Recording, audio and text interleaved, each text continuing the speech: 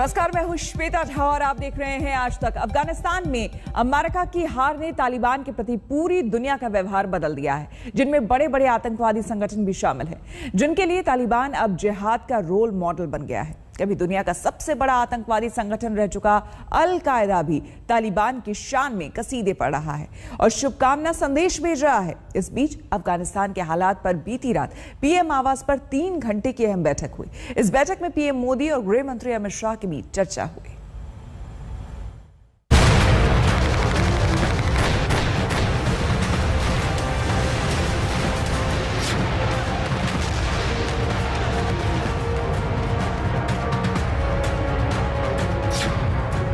अफगानिस्तान में अब नए तालिबान का एक छत्र राज है। ये तस्वीरें इसकी झलक प्रस्तुत कर रही हैं।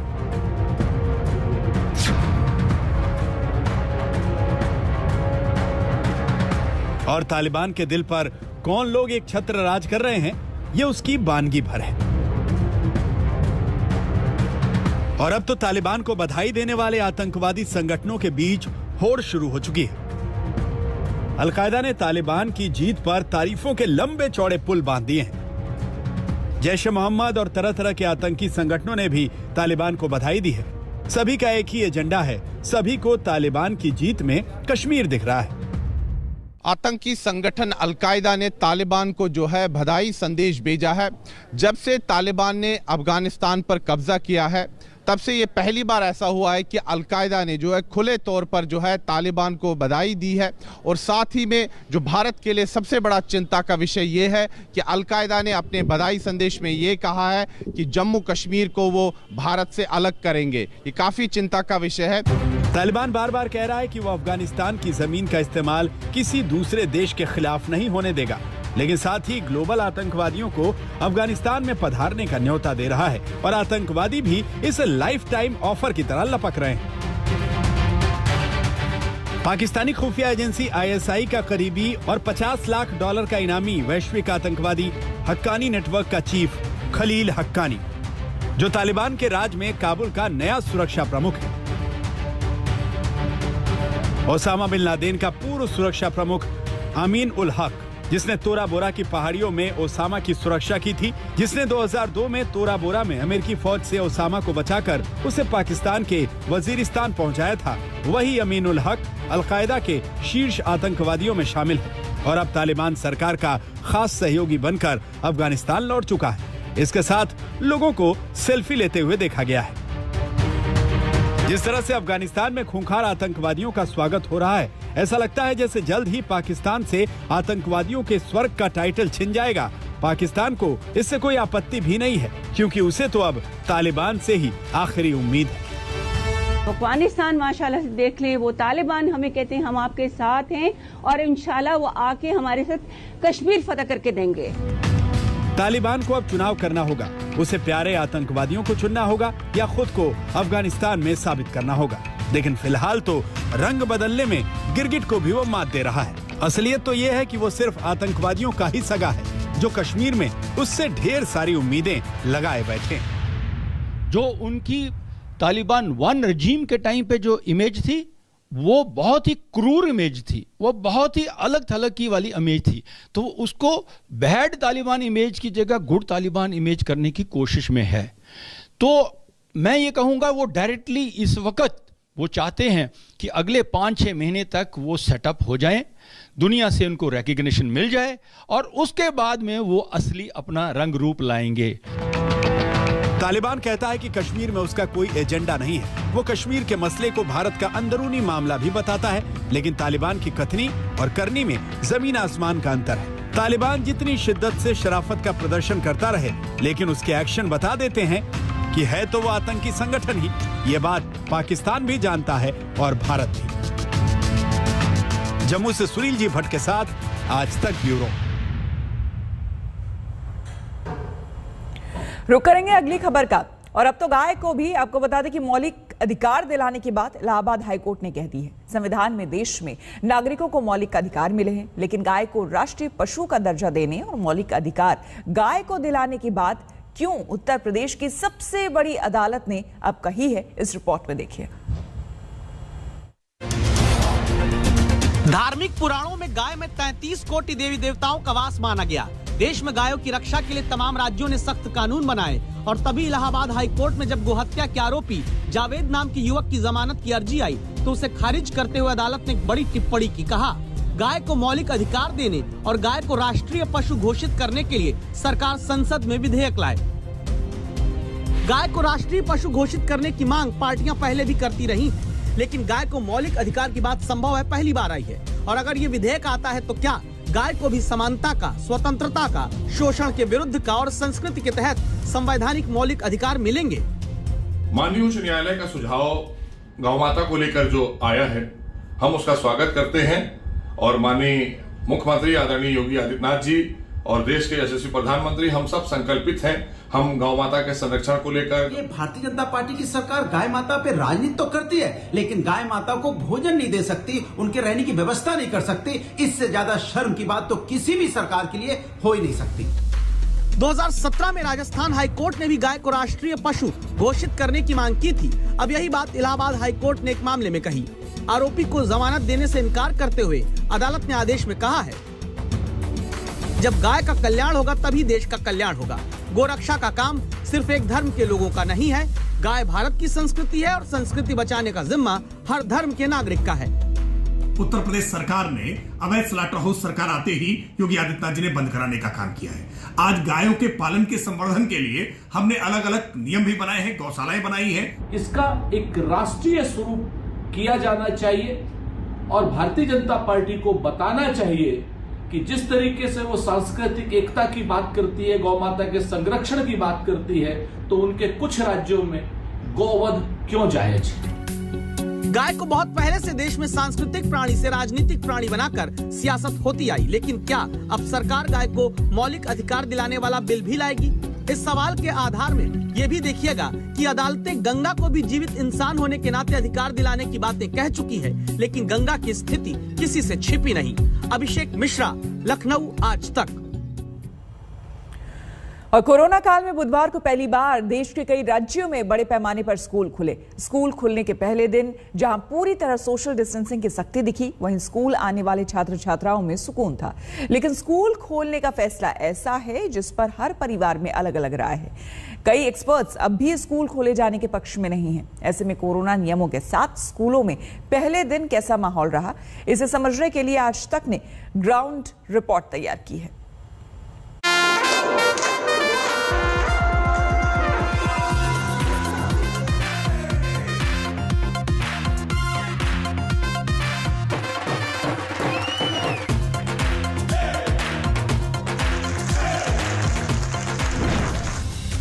वो साल दूसरा था, ये साल दूसरा है। वो हाल दूसरा था, ये हाल दूसरा है। 2020 में बंद हुए स्कूल कोरोना प्रोटोकॉल के नए मिजाज के साथ 2021 में फिर खुल रहे हैं। 1 सितंबर को कई अन्य राज्यों के साथ देश की राजधानी दिल्ली में 9वीं से 12वीं तक के स्कूलों का ताला खुला। यूं तो दिल्ली के छात्रों को कमोबेश ऑनलाइन पढ़ाई की सुविधा जरूर थी, लेकिन स्कूलों के ताले खुले तो इन छात्रों की मानो जान में जान आई। I think for every student ये बहुत अच्छी फीलिंग है कि क्लासरूम में आकर अपने फ्रेंड्स के साथ बैठकर पढ़ना, टीचर से डाउट फिजिकली पूछना एंड दोस्तों से बातें करना। So I think it's a very nice feeling. Sir, main मकसद हमारा पढ़ाई था, तभी तो सर इतनी बारिश से हम लोग आ रहे हैं पढ़ाई करने के लिए केवल। स्कूल को बहुत बहुत बहुत ज़्यादा मिस किया और पहला दिन अच्छा लग रहा है, पर बारिश की वजह से थोड़ी प्रॉब्लम्स हुई आने में। घर वाले भी जानते हैं कि ऑफलाइन ज़्यादा अच्छे से बच्चे पढ़ पाते हैं, फोकस कर पाते हैं, टीचर से शेयर कर पाते हैं, डाउट्स पूछ पाते हैं, तो घर वाले ने भी रोका नहीं। ऑनलाइन भी कर लेते हैं और स्कूल में भी आने का शौक है मैम। फिजिकल क्लास हो तो बेहतर है। क्यों मैम? फिर स्कूल में आके मैम सही होता है ना, ऑनलाइन में नेटवर्क चलते हैं नहीं चलते हैं मैम, इसीलिए प्रॉब्लम होती है, नेटवर्क प्रॉब्लम भी।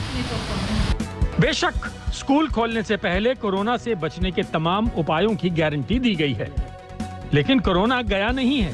कोरोना की तीसरी लहर की आशंका सर पर खड़ी है। इसलिए स्कूलों के खोले जाने के स्वागत में भी एक संशय है, एक परेशानी है। कम से कम ऐसी सावधानी तो जरूर है जो स्कूलों में पढ़ाई लिखाई के साथ साथ खेलकूद और मौज मस्ती या यूं कहें कि पर्सनल डेवलपमेंट के पुराने दिन तो नहीं लौटा सकते।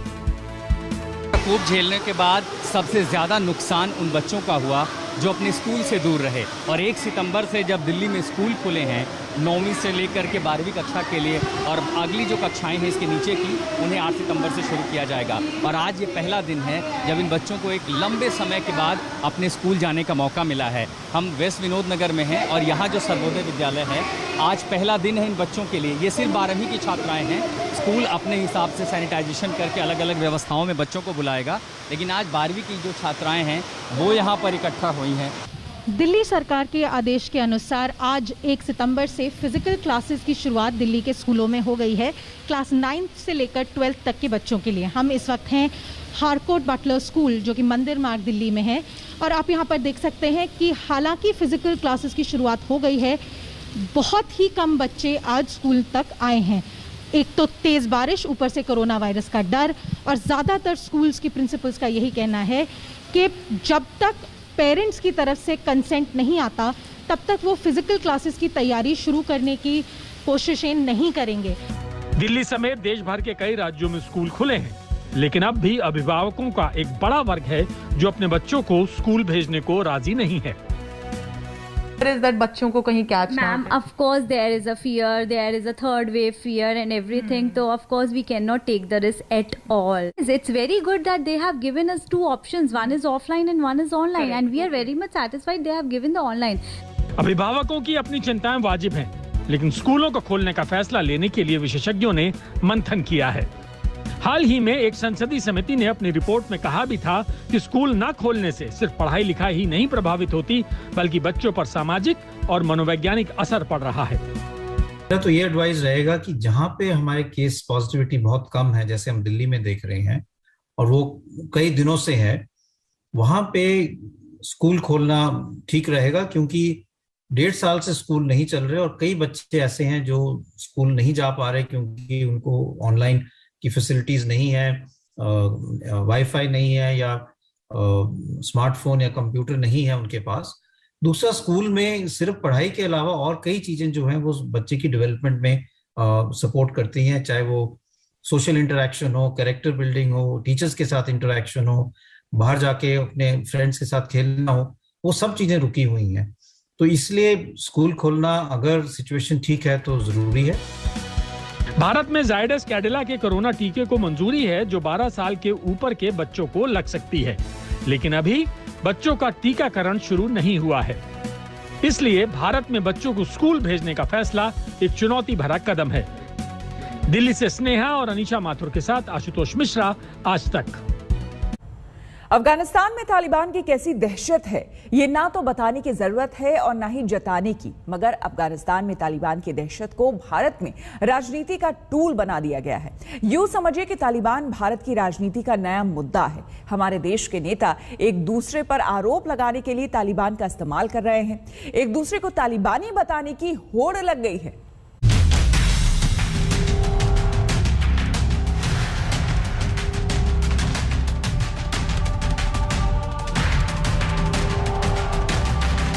अफगानिस्तान में तालिबान की दहशत है और हिंदुस्तान में उस दहशत पर राजनीति। अफगानिस्तान में तालिबान की क्रूरता है और हिंदुस्तान में उस क्रूरता पर सियासत। अफगानिस्तान में तालिबान की बलजबरी है और हिंदुस्तान में उस बलजबरी पर बयानबाजियां। तो तालिबान हिंदुस्तान में सियासतबाजी का नया मुद्दा है। इसी मुद्दे में विवाद का छौंका लगा दिया बीजेपी के महासचिव सीटी रवि ने।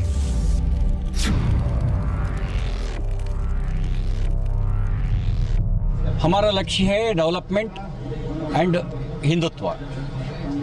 हिंदुत्व का बद्धता भी है और डेवलपमेंट के ध्यान रख करके हम काम करेंगे।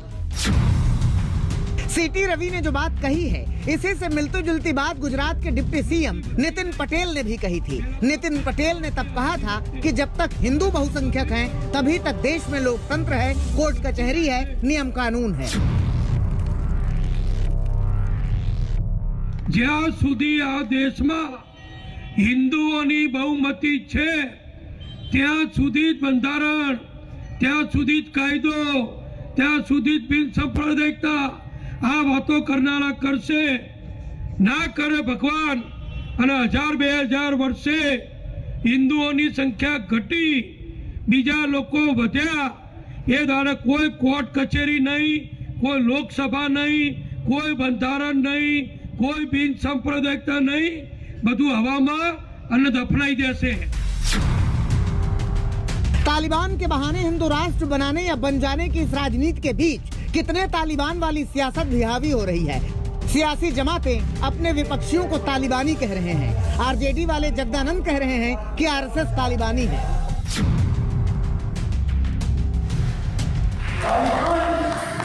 नाम नहीं है, एक संस्कृति है अफगानिस्तान में, और भारत में ये आरएसएस तालिबानी ही है, ये और कुछ नहीं है। गाड़ी काटता है, मारता है इंसान को, सब्जी बेचने वाले को, चूड़ी बेचने वाले को, पंचर काटने वाले को, किसी तरह जीव को पालन करने वाले को मारता है। अकेले जगदानंद ही क्यों, बीजेपी के महासचिव सीटी रवि कहते हैं कि ओवैसी की पार्टी तालिबानी है। कर्नाटक तालिबान का जैसे है, मुद्दा एक ही है। तालिबान का मुद्दा, एमआईएम के मुद्दा, एसडीपीआई के मुद्दा एक ही है। कलबुर्गी में तालिबान नहीं चलेगा। सीटी रवि का जवाब असदुद्दीन ओवैसी अपने तरीके से देते हैं। बच्चा है जी, उसको कुछ नहीं मालूम इंटरनेशनल पॉलिटिक्स के बारे में। क्या है कि बैन करो तालिबान, चलो बोलो तुम्हारे मोदी को जाके बोलो बैन करो तालिबान को, यूएपीए के टेरर लिस्ट में इनको नाम डालो। तो यूं समझिए कि तालिबान अफगानिस्तान के लिए भले ही बेबसी, बेचारगी, बदहवासी, बदमिजाजी का नाम हो, लेकिन भारत के लिए फिलहाल राजनीति का जरिया बन गया है। और हमारे देश के नेता तालिबान के मसले पर जोरदार राजनीति कर रहे हैं। आज तक ब्यूरो। हम रुकेंगे यहाँ पर एक छोटे से ब्रेक के लिए। बने रहे हमारे साथ, देखते रहिए आज तक।